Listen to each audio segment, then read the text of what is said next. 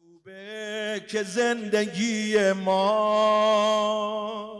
همیشه رنگ خدا داره.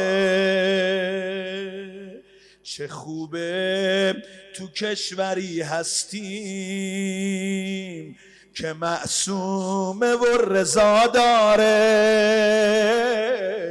که معصومه و رضا داره. برکت ما از قم و از توسه کأنهم بنیان مرصوصه. خونه دین حسن حسینه والله، خونه کفره که داره میپوسه. دل ما تو اوج سختیاب همارومه.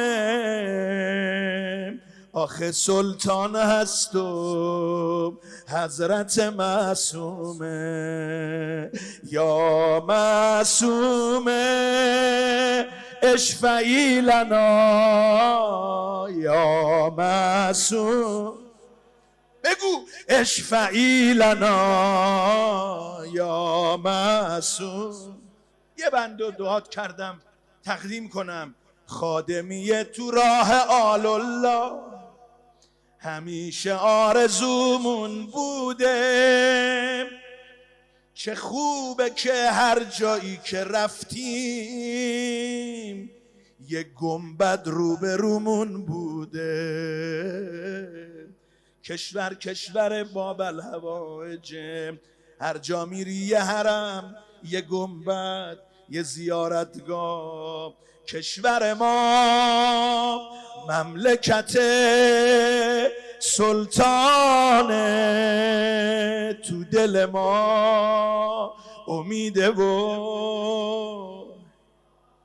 آخر سر فتح و ظفر از آن جمهوری اسلامیه. جانم خصم آل فاطمه به مرگ محکومه. چرا؟